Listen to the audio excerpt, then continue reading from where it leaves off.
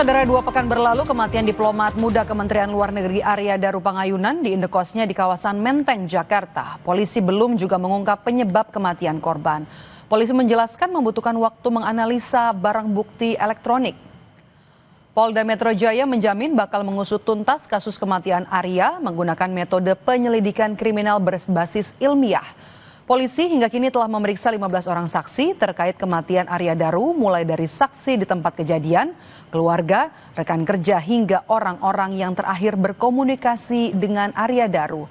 Polisi mengaku penyelidikan memerlukan kehati-hatian dalam penyelidikan, termasuk mengolah barang bukti elektronik berupa CCTV dari 20 titik terkait aktivitas sebelum ditemukan tewas, hingga laptop pribadi Arya Daru.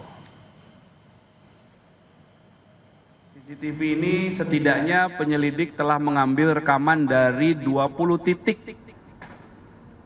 titik CCTV, dimulai dari circle terkecil dari TKP, yaitu lingkungan kos korban, kemudian beberapa tempat yang pernah dikunjungi korban sampai 7 hari terakhir ya, enggak, ini rekaman CCTV, kemudian juga lokasi-lokasi tempat kerja, lokasi lainnya yaitu tempat kerja korban. Pemeriksaan barang bukti digital ini masih berlangsung yang dilakukan oleh rekan-rekan kami dari tim digital forensik dan analisis dari Direktorat Reserse Siber. Fakta baru di kasus tewasnya diplomat muda Kemlu, yakni soal kunci indekos. Kami mendapatkan foto kunci yang terdapat di pintu kamar indekos korban di kawasan Menteng itu, yakni kunci yang bisa dibuka dengan akses kartu dan kunci yang hanya bisa dioperasikan dari dalam. 2 jenis kunci itu, yakni sebuah kunci yang menjadi satu set dengan gagang pintu yang merupakan bagian kunci sehingga dapat dibuka dengan kartu akses, sementara kunci lainnya hanya bisa dibuka secara manual dari dalam dengan cara digeser atau kunci slot.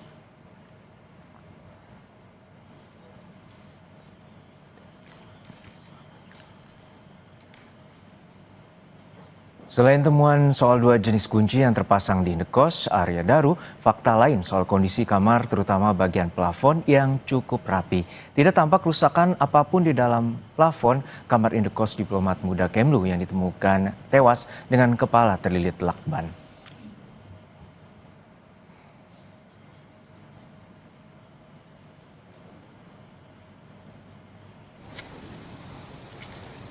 Sementara itu, pihak keluarga almarhum Arya Daru Pangayunan tidak banyak berbicara kepada media soal teka-teki kematian korban. Ayah mertua Daru, guru besar Fakultas Ekonomika dan Bisnis Universitas Gadjah Mada, mengaku lelah lahir batin dan tidak memiliki informasi yang dapat dibagikan lantaran polisi belum memberikan kabar perkembangan penyelidikan kematian diplomat Kementerian Luar Negeri itu. Bu, apakah ada keterlibatan? Kami sangat capek lahir batin. Mohon maaf, jadi kami tidak bisa memberikan info apa kecuali. Mohon maaf sekali lagi, mohon maaf. Capek lahir batin. Sudah 1 minggu lebih, 2 minggu. Lahir batin. Sudah ada informasi dari pihak polisi? Belum ada.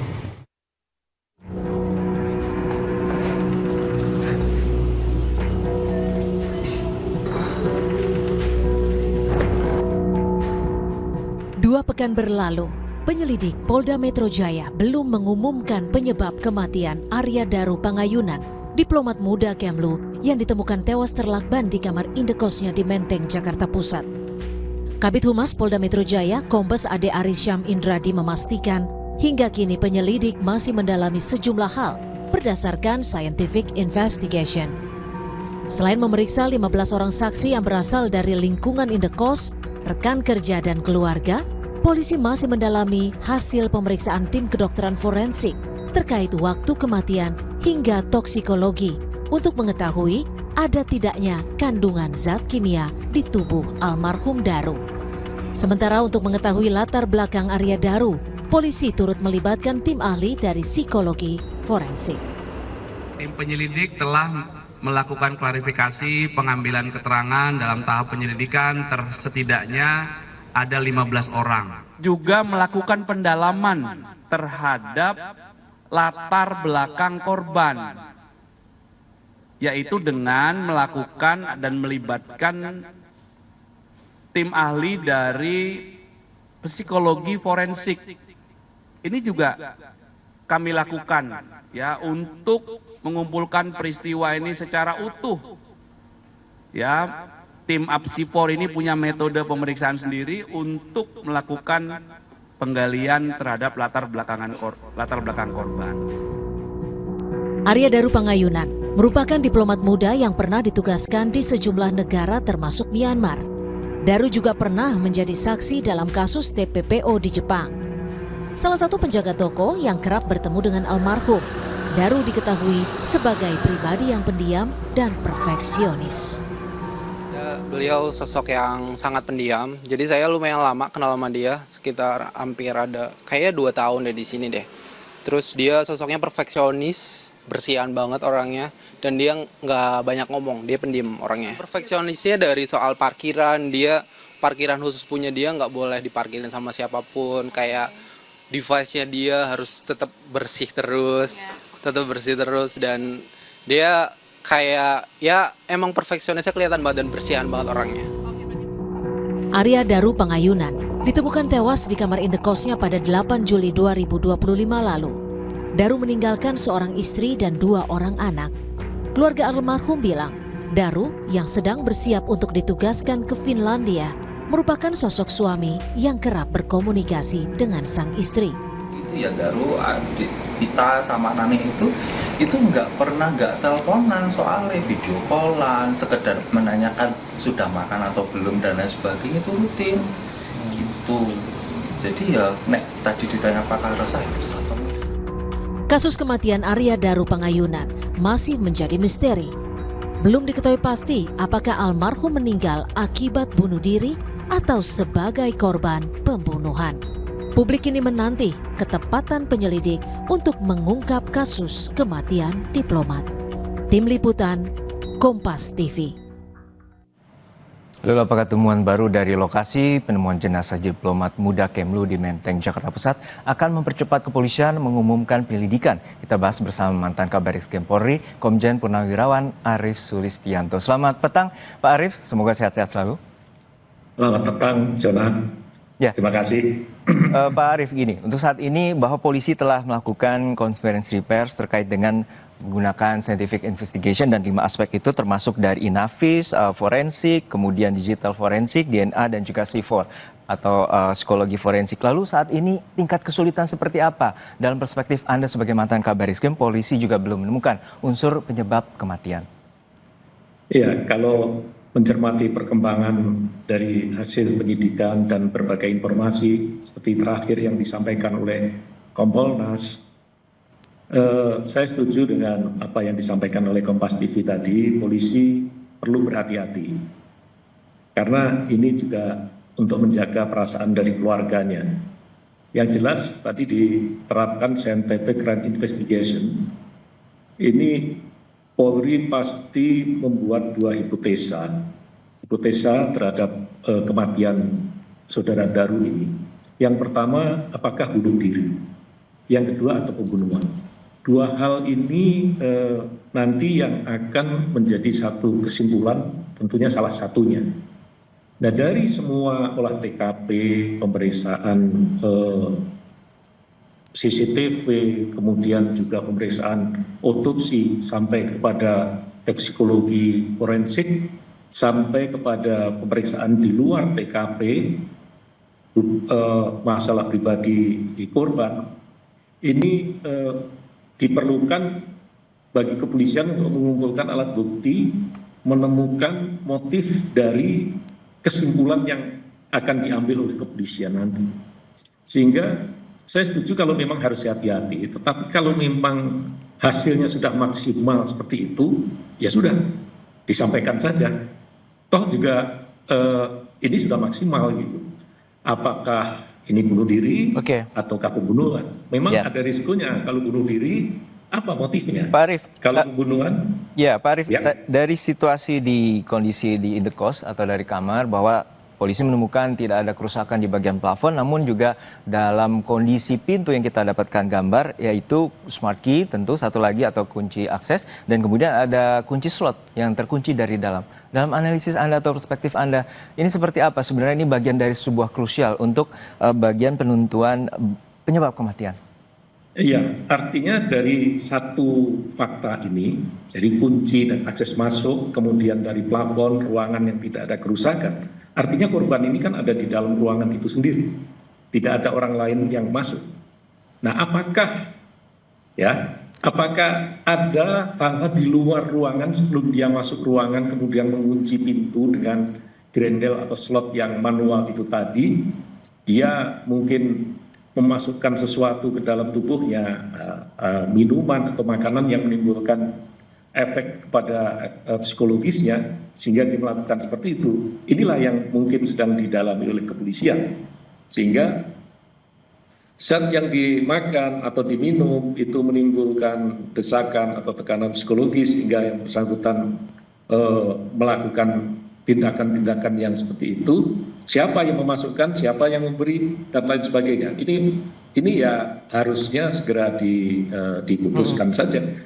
Sebenarnya berapa lama Pak untuk mengetahui dari hasil laboratorium forensik, terutama toksikologi, kemudian tadi juga ada terkait dengan temuan-temuan lainnya, sidik jari dan juga DNA dari korban itu sendiri ataupun di ruangan indekos milik korban. Seperti apa Pak untuk waktu akhirnya polisi bisa mengetahui?